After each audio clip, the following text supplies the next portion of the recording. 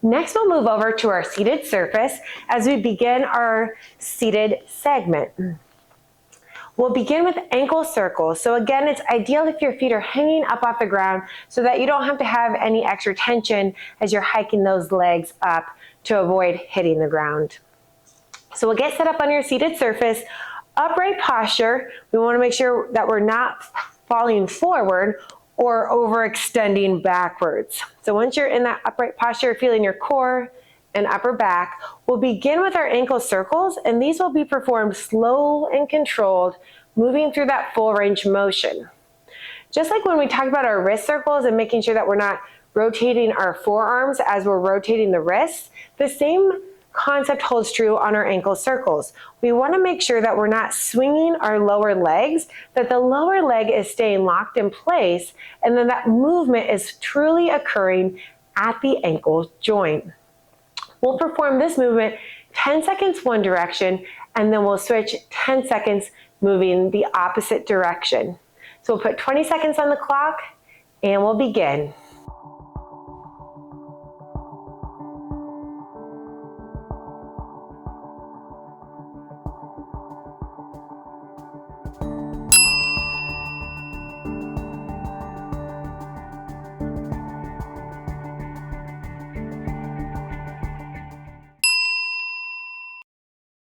Next up, we have our point toes up and down.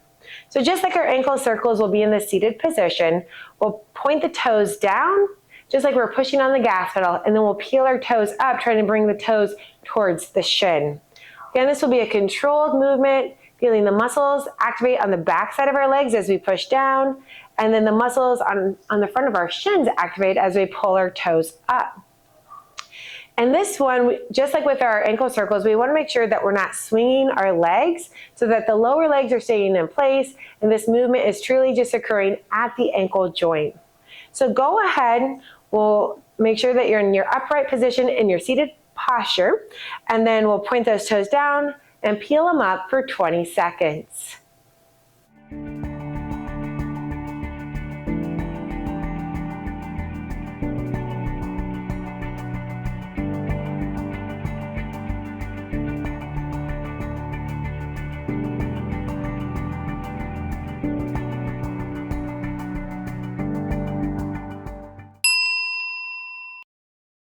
Next up are our toe crunches. So this one will be a little bit tricky to see because there isn't a large movement occurring like we've seen on all of our other movements so far. Here we're targeting the muscles on the bottom of the feet. And so you'll crunch your toes together and then relax and push them apart. Crunch your toes towards each other and then again push them apart. And so it's okay if you don't see a lot of movement. That's a good thing. So we want to make sure, again, there's no swinging of the legs during this one. But we do want to move slow and controlled so you feel that activation on the bottom of the feet and then the top of the feet as you splay your toes apart. We'll go ahead and put 20 seconds on the clock and we'll do our toe crunches together.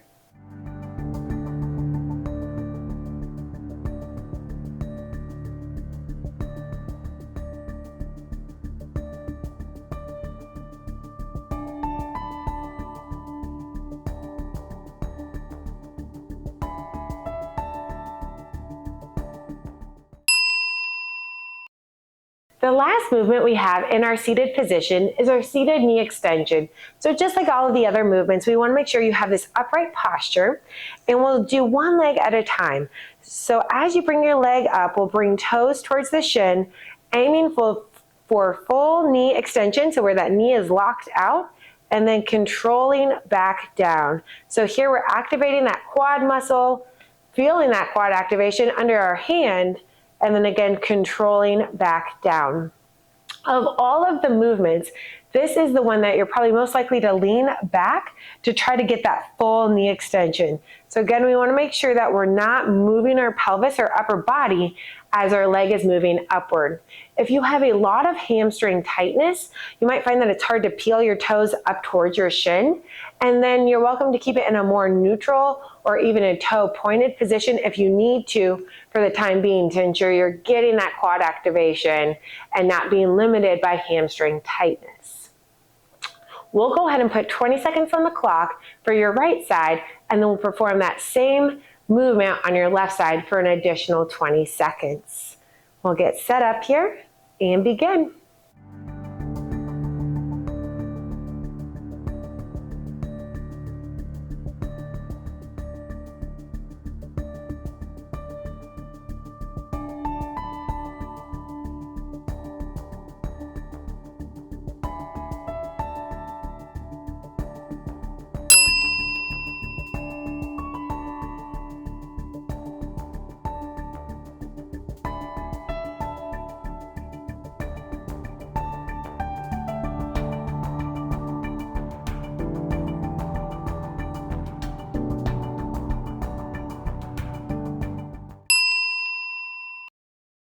From here, we'll move down to the ground or to some other flat surface that you feel comfortable reclining onto.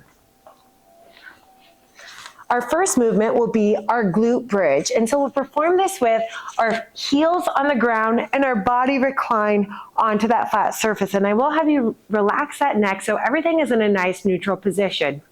Again, we want to make sure that your heels are planted and not necessarily your full foot, and definitely not your toes. So when you have your heels on the ground, that is ensuring that we're going to be able to activate the muscles on the back side of your legs, so your hamstrings and your glutes. As you do this, we also want to make sure that while you're in this heel-based position, that your heels aren't too far away from your body. So we want them to be fairly close. You might even feel like you're kind of crowding your hips, but this will put us in a good position to then drive upwards and maximize that glute activation. So here we'll begin. Head will be reclined back onto the ground.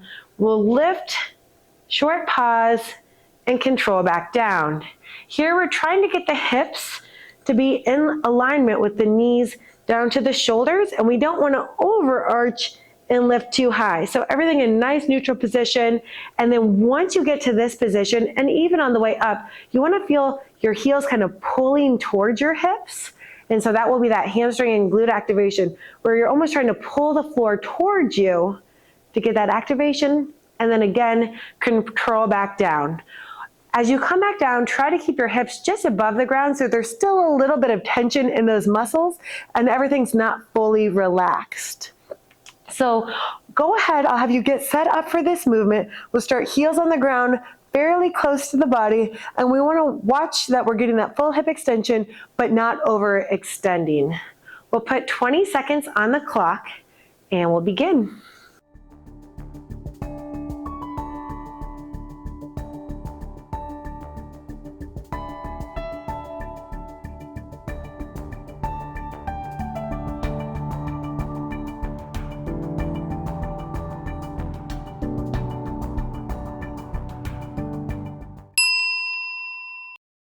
Next up, we have our shoulder flexion. So we'll perform this in the ending position, essentially, of your glute bridge. We'll put the pinkies on the ground, and then we'll reach up overhead, tapping our thumbs while keeping our arms or elbows straight. As we're moving through this shoulder flexion, we want to make sure that the muscles in through the spine aren't moving or allowing us to reach a greater degree of shoulder flexion because of a spinal compensation. So as you perform this movement, if you find you're only able to go a certain distance, and then after that you have to move your body to get into a higher position, then go ahead and reset everything. We'll bring those pinkies back, and then only go as far as you can to where you know you're truly isolating movement at the shoulder joint. So pinkies to thumbs, the goal would be thumbs up overhead, but if that only occurs through compensation, then dial it back. So let's go ahead, we'll get set up in this pinkies to thumbs position, and especially as we reach overhead, we want to make sure that, again, our shoulders stay down and we're not allowing ourselves to go into a shrugged position. We'll put 20 seconds on the clock and we'll begin.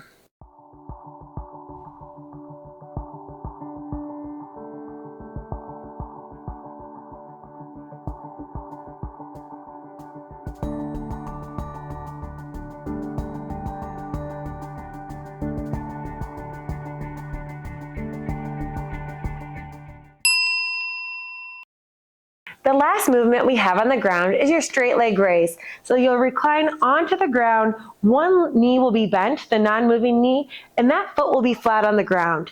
The moving leg will peel those toes up towards the shin, knee will be straight, and we'll lift the leg as high as you can without moving through the low back. So here that movement is occurring at the ball and socket joint in the hip.